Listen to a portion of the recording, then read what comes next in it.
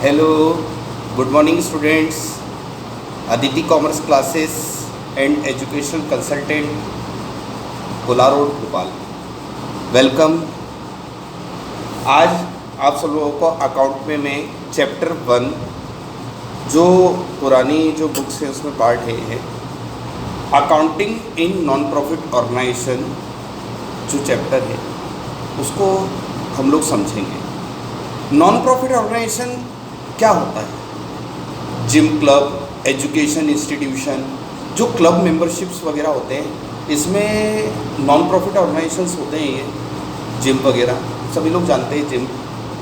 तो non profit जो organisation होता है वो उनका एक सब्सक्रिप्शन होता है, मिलता है उनको, मेंबरशिप फीस मिलती है, डोनेशन मिलती है, किसी डोनेशन पे भी करते हैं वो लोग और डोनेशन रिसीव भी होती है।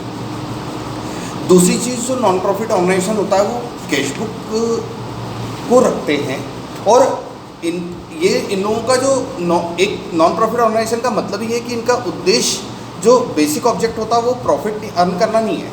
इनका मेन जो पार्ट होता है वो है सर्विस अच्छी देना। सर्विस के साथ साथ जो होता है इसमें एक तरह से बॉडी होती है, ऑर्गेनाइजेशन होता है, वो उसका को कंप्लीट करता है। उसमें सब्सक्रिप्शन, मेंबरशिप फीस और मैंने बताया डोनेशंस हो गया और ऑनोरियम सेक्रेटरी वगैरह जो भी सैलरी वगैरह दिए जाते हैं, ये सारे पार्ट को वो लोग कंप्लीटेशन करते हैं। सैलरी वगैरह देना मतलब वेतन वगैरह देना, ये सारी चीज़ें। अब क्या सिस्टम रखते हैं? कैश सिस्टम रखते हैं हमेशा। देखो, कैश सिस्टम एक ऐसा ऑर्गेनाइज करता है कि पार्ट होता है वो कैश कैसा कि हमेशा हम लोग कैश ट्रांजेक्शन्स को करेंगे। रिसिप्ट और पेमेंट अकाउंट होता है उसके लिए, इसमें बनता है प्राप्ति और भुगतान खाता, उसको बोलते हैं रिसिप्ट और पेमेंट अकाउंट। अब रिसिप्ट और पेमेंट अकाउंट बनता है तो उसमें यही होता है, डेबिट साइड सारे रिसिप्ट होते हैं। जैसे कैश बुक होता है, सभी लोग अकाउंटेंसी में आते हैं, कैश बुक में डेबिट साइड जो होता है वो रिसिप्ट जितने कैश रिसीव्ड होता है, ओपनिंग बैलेंस होता है, और क्रेडिट साइड जो होता है जितने पेमेंट्स होते हैं, कैश पेमेंट्स ऑनली या चेक पेमेंट्स भी पार्ट होते हैं, लेकिन कैश पेमेंट्स होते हैं। तो रिसिप्ट और पेमेंट अकाउंट उसमें पार्ट। अब इसमें कुछ चीज़ें होती हैं जो हम लोगों को समझनी चाहिए। कैश ट्रांजेक्शन्स हो गई, हमने ये समझ लिया कि नॉन प्रॉफिट ऑर्गेनाइजेशन क्या होता है, पार्ट क्या काम करता है, वो रिसिप्ट और पेमेंट अकाउंट क्या काम करता है। अब उसमें एक नेक्स्ट अगर अपन टॉपिक को देखें तो इनकम एक्सपेंडिचर पार्ट भी होता है, जिसको अपन लोग आय व्यय खाता बोलते हैं। तो इनकम एक्सपेंडिचर पार्ट जो होता है वो एक तरह से उसमें रेवेन्यू और कैपिटल जो एक्सपेंसेस होते हैं या रेवेन्यू पार्ट, इनकम पार्ट होता है या एक्सपेंडिचर पार्ट होता है, उसका उसमें हम लोग लिखते हैं उस पार्ट में। और उसके अलावा जो इनकम एक्सपेंडिचर जो होता है उसके थ्रू हम लोग ओपनिंग क्लोजिंग बैलेंस शीट को भी रन करते हैं। अब दूसरी चीज़ इसमें सबसे इम्पॉर्टेंट, अब कुछ चीज़ें समझो। एंट्रेंस फीस क्या होती है?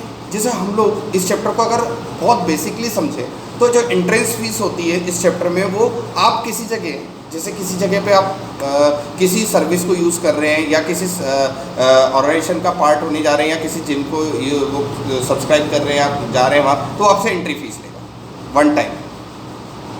एंट्री फीस रिसिप्ट का पार्ट होती है और वो रेवेन्यू और कैपिटलाइज दोनों हो सकती है, वो ऑर्गेनाइजेशन के ऊपर उसको कैसे डिपेंड करता है। दूसरी चीज़ जो होती है वो सब्सक्रिप्शन होता है। सब्सक्रिप्शन जो होता है वो आपको मेंबर, एक तरह से पार्ट होता है जो आपको देना होता है। टाटा स्काई, DTH, बहुत सारी सर्विसेज होती है, उसमें सब्सक्रिप्शन अमाउंट आपको देना पड़ता है और आप सब्सक्रिप्शन अमाउंट पे कर दो तो आप उस सर्विस को ले सकते हो। तो ऐसे जिम वगैरह होते हैं जो ऑर्गेनाइजेशंस होते हैं या कुछ इंस्टीट्यूट्स वगैरह होते हैं, वो सब्सक्रिप्शन फीस लेते हैं। मेंबरशिप फीस भी उसी में लेते हैं कि आप मेंबर्स हो, इतने मेंबर्स हैं तो ईच मेंबर इतना पे करेगा और ईच मेंबर का पार्ट इतना होगा। दूसरी चीज़ जो होती है वो लीगेसी होती है। लीगेसी जो वसीयत होती है वो एक प्रकार का एक डोनेशन होता है। इंडिया में बहुत सारे ऐसे ट्रस्ट चलते हैं जो डोनेशन, जिन लोगों को बहुत सारी डोनेशंस मिलती हैं और वो डोनेशंस जो होती हैं वो लीगेसी वसीयत वैसे ही पार्ट होती है और उनको उस ऑर्गेनाइजेशन से, उस कंपनी से मिलती रहती है हमेशा। और वो एक पर्टिकुलर अमाउंट भी हो सकता है या एक पर्टिकुलर प्रोडक्ट भी हो सकता है, चीज़ें भी हो सकती हैं। इंडोमेंट फंड क्या होता है? इंडोमेंट फंड जो मेंबर्स होते हैं उनको अपने एक फंड जो होता है वो ऑर्गेनाइजेशन को वो लोग पे कर देते हैं कुछ एक पर्टिकुलर टाइम के लिए या किन्हीं दिनों के लिए, तो वो इंडोमेंट फंड का पार्ट होता है।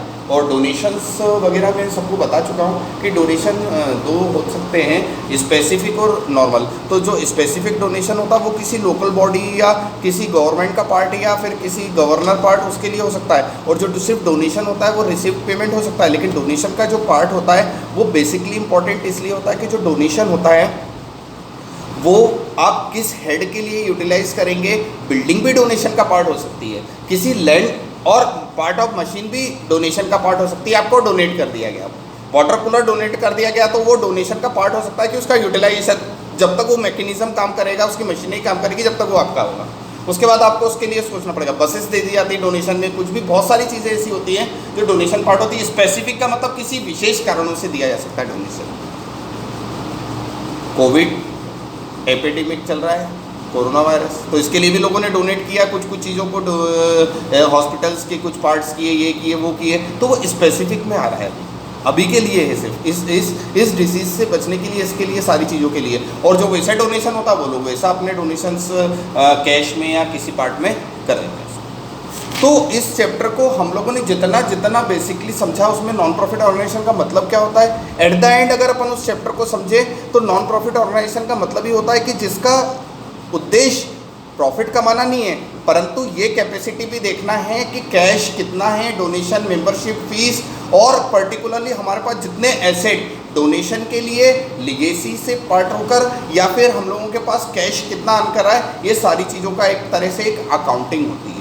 और नॉन प्रॉफिट ऑर्गेनाइजेशन जो होता है वो प्रॉफिट ठीक है जितना है, लेकिन वो सर्विसेज वगैरह या उनका जो ऑर्गेनाइजेशन वर्क करता है पर्टिकुलरली किसी ऑब्जेक्ट को पूरा करने के लिए, वो सारा पार्ट उसमें होता है।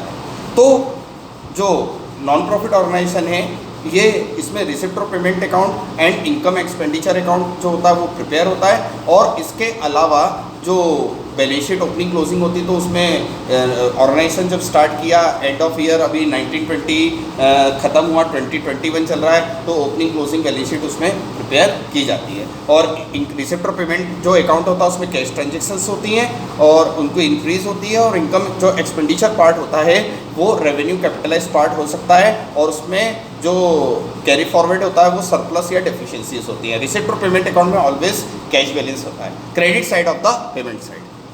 Okay, thank you.